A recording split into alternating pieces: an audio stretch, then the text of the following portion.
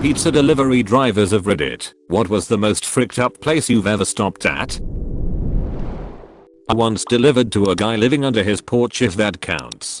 I drove up to the house. It's pitch black. No lights on. I look at the ticket and it says use back door. I go up the steps and no lights on. Nothing. Then I hear a voice from below me say, "Hey, down here." I look under the porch and there's a small door leading into what looked like a makeshift apartment. I had to actually crouch to get to it.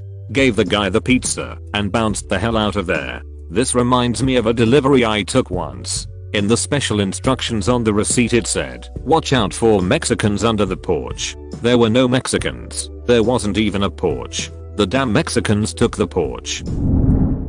I didn't end up delivering the pizza, but the address was an abandoned house. It was around dusk and the house was so obviously uninhabited. I could see trees growing through the windows and the backside of the house was crumbling so badly I could see to the backyard from the street. The instructions were to come around back. I double checked the address. After locking my doors, called the customer a couple of times, called the store and told them what was up and why I wasn't delivering the pizza and headed out. I mean, seriously, who would have been dumb enough to go to the back of that house? The neighborhood crack house is blacklisted from every pizza place in my city because drivers would get robbed on every delivery to that address. Calls pizza joint to get a pizza. Get ready to rob delivery driver. Pizza joint sends cops instead. IDK if this counts as messed up, but it always makes me laugh when I think back to it. I delivered pizza to a house where an older guy walks out in a robe sorta mumbling. I hand him the food, he hands me a 20. I tell him it's 24. He mumbles okay and waddles back into the house, comes back and hands me another 20. I go to my pocket to get change and he slams the door on me. I also once delivered to an older woman who tells me to come in the side door. The food is about $34 and she hands me what I think is 40 and is really sweet, asking me how I'm doing and all that. I get back into my car and realize it's actually $60 and 2 of the 20s were sorta stuck together. I go back into her house to let her know and she says, "Oh, I know, it's for gas and whatever else you might need." I always remember that lady because it was just such a random nice thing to do and really made my day. One time someone asked what the most I've been tipped is. I said $20. They then gave me 25. Damn, should said $95. P. Not really messed up, but strange and slightly scary to me at the time. In high school I delivered pizza in a pretty bad part of town. One time I had a delivery to an apartment complex that was known for being really ghetto. It seemed like there was a shooting there every other week. I knocked on the door and a woman answered wearing an extremely short leather skirt, a bra, and high heels. Smoke drifted out of the open door and it smelled like backwoods blunts mixed with a kind of chemically smell that I can't really describe. I told her the price and she said 1 second, sugar, and walked away. I stood there for about 2 minutes until a giant of a guy finally came to the door. He was probably 6.5 feet tall and had muscles like LeBron James on steroids. He had on a red bandana, red shoes, no shirt, and jeans that sagged, revealing red boxers. His entire torso was covered in tattoos, many of which appeared to be the same sequence of letters in different styles. I tell him the price, and he pulls a huge roll of bills from his pocket. I'm talking like 3 inches in diameter. The guy took a few seconds to free the mass from his pocket. He takes a rubber band off of it and starts flipping through. He probably flipped through a few dozen hundreds before getting to the 20s. He pulled 2 20s from the roll. The total was like $35 and hands them to me. I asked if he wanted change and he stared at me for about 30 seconds. I was about to repeat the question, even though he definitely heard me, considering we were about 2 feet apart and it was silent except for me talking, when he pulls another 20 from the roll and hands it to me. I look at him as disbelief for a second and then thanked him and told him to have a good evening. He nodded, shut the door, and I heard about 5 locks being latched. TL. Doctor, mute gang affiliated pimp tipped me $25 after I asked if he needed change. You know, he may have thought you were asking like a real pimp, because 5 on 35 is only 14.28%. Luckily players recognize players, so he gave you that extra $20. First time to a huge mansion that was renowned for big tips, where you had to go around the back to a gate leading to the pool patio. Guy who answered the gate doorbell had been disfigured in some horrible accident. He had me wait while he got his wallet, so I got a good dose of the backyard, where a raging party was going on. Coke being snorted, craziness in the pool, booze bottles everywhere, and it was like midday on a Wednesday. Guy finally comes back, addresses me by name, no name tag, and says, "You don't remember me, do you?" Knowing that I'd remember those injuries, I realized he must know me from before he got hurt, and I stammered out a weak "No, I don't." His response blew me away. He recalled being in first grade with me at a local Catholic school I attended for 1 year. Then, he went on to detail everything about class that year, the people, teachers, activities, and that his accident had happened during the following summer. He'd gone through a windshield in a head-on with a semi. I delivered there a few more times and hung out chatting with him as long as I could. It slowly became clear that the party crowd was just using him for his money. That was messed up enough, but what I also eventually realized was that he was stuck in that last normal year he'd lived, and 20 years later had moved back. He'd moved away because his parents died or were severely injured in the accident as soon as he was old enough to access the accident settlement, and the money was going up that crowd's nose pretty fast. I had no idea how to help him, or even if he wanted help, and eventually started letting other drivers take that run. Never saw him again, even though it's a small town. Eventually he stopped ordering pizza, and then I left for a job elsewhere, but would pass by his house when visiting, while my parents still lived there. Fewer and fewer cars were parked out front every time I went by, and the house slowly became overgrown with ivy. Wow, this is heartbreaking. Real life Gatsby. I started a job delivering pizza for a local pizza joint for some extra cash. It was my first week at the job, so I was still getting to grips with how they operated and their procedures and whatnot. I ended up taking a delivery in the middle of day to a guy. When I rocked up, there was day glow paint all across the letterbox and the outside of the house. Thought to myself, this is a little bit strange. Went and knocked on the door with the order, only to have a middle-aged, shirtless hippie with a bung eye emerge. He looked flustered and slightly off kilter, which should have been the first sign something was up. After telling him the cost of the pizza, he began to run around erratically trying to find his wallet. I stood there for about 5 minutes, patiently waiting on the outside, but wanting to get the hell out of there on the inside. "Do you take FPAS?" he says after finally finding his wallet. "Nap, just cash," I replied with a nervous tone. "Right, you'll need to take me to an ATM then, won't ya?" he says, and without even stirring up a reply he proceeds to jump into the front passenger seat of my car and just sit there, waiting for me to drive him.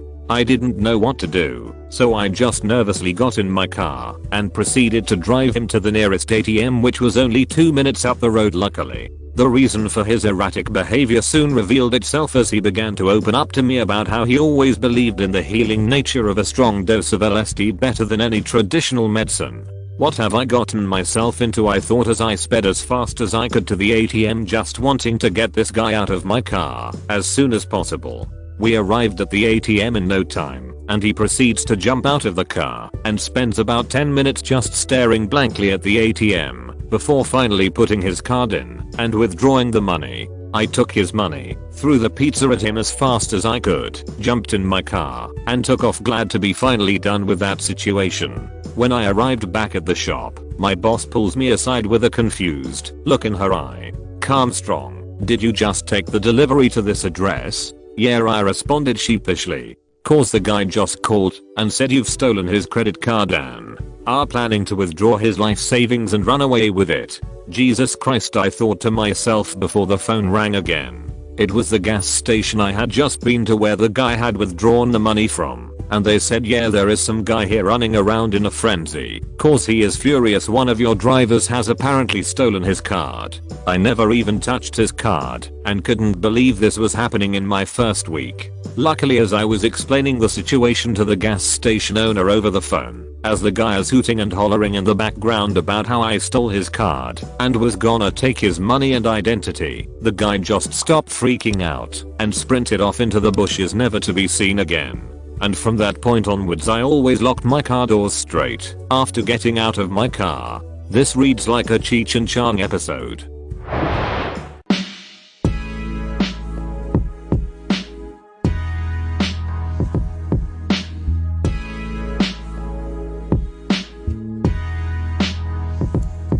I delivered pizza during 10 years of college, not a doctor. This might be too late to the party, but whatever. Here are a couple. I delivered 4 large pizzas to an apartment complex. The person that ordered gave us the door code so we could just enter the building. I had never delivered to this address before, so I just walked up to the door and knocked as per usual. I just heard a muffled voice from inside the apartment say, "Come in, the door's unlocked." Normally I would never go into someone's house, but it sounded like an old lady, so I entered. What I found inside was equal parts shocking and sad. The woman was lying back in a recliner in the living room. It looked as though her body had fused with the fabric due to not moving for days at a time. If it wasn't apparent to me by the piles of empty soda bottles, takeout containers, and pizza boxes that this woman was probably unable to get out of her recliner, the acrid smell that hit your face as you entered would have made it obvious. She had me place the boxes of pizza on the armrest of the recliner. She also said that she had never seen me before, and it was usually one of the other drivers that delivered her food. I was new to that store, so I had no idea what to expect there. She signed the card receipt, and before I left, I asked if there was anything else I could do to help, and she said that she dropped her phone after she made the call and asked if I could get it for her. I picked it up out of some nearby trash and gave it to her. As I left, I understood why she gave us her door code, because there was no way she was getting up to buzz me in. Here's another one that I still remember 10+ years later. There was an elderly woman that ordered 4 medium pizzas and 5 or 6 2 liters of Pepsi every Friday. All the drivers fought over her order because she always tipped $5-10 and it was super close to the store. She wasn't overweight or anything, so best we figured is she was old and just didn't want to lug all that soda home from the store. It was fairly common for elderly folks to order a bunch of pizza at once and just eat it over a few days. One day I show up with all the food, and she had a distressed look on her face. She said, "I hate to trouble you, but can you come in for a second?" As I mentioned before, we really weren't supposed to go into people's homes, but she was familiar and super old. She continued, "My husband, he is on the floor." Holy crap. I didn't even know her husband was alive. I had never seen him before, and I had delivered there like 10-15 times. My heart instantly started racing. Frick me. I'm going to literally see a dead body right now. What the hell? I say, okay, sure. And I walk inside. Just to the left of the entryway, there is an elderly man slumped over in front of an automatic lifting recliner. She proceeds to say, "My husband slipped out of his chair trying to get up and fell onto the floor. Can you help him back up into the chair?" At that moment I saw him sort of shift, so I knew he wasn't dead. A wave of relief washed over me, but at the same time I was thinking to myself how the hell I would get this guy back into his chair. I could tell he was a stout guy at one point, but was withered due to age. I sort of squatted down and pushed his back forward so I could get behind him. I put my arms under his armpits and joined my hands at his chest. The sounds, goddamn. As I began to lift, he just started gasping and wheezing, and it sounded like I was literally squeezing the soul out of his body. I hesitated at first for fear of injuring him, but realized there was no way I was going to lift him any other way, so I just heaved and got him back up into his chair. I asked the man if he was okay and he just looked at me. The woman paid and tipped me $15 and I was headed for the door. As I was about to exit, the old man said, "Whoever said these are your golden years is full of crap." That was literally the only thing that guy said. I sat in my car for a minute, just sort of bewildered at what just happened. I felt so bad and was still concerned. I had their phone number from the receipt and I called them on the way back to the store to ask the woman if he would be okay and if I needed to call an ambulance. She said, "Oh no honey, he will be alright." And that was that. Those were probably the most memorable, but delivering pizza in a college town got kinda crazy with the hijinks. Once I auctioned off someone else's pizza to a crowd of bastards at bar close outside the apartment complex I was delivering to. I just told my manager the person came up and said they ordered it. I paid for the pizza and pocketed the other 30 bucks. We just redelivered another pizza to the correct guy. I only ever got nude women a couple times, one fully nude and one flasher. A cougar did invite me into her apartment once with some crappy R&B playing in the background. I declined. I'd get tipped with joints and blunts fairly regularly, all of which you would expect in a college town. Oh god, the elderly man story broke my heart.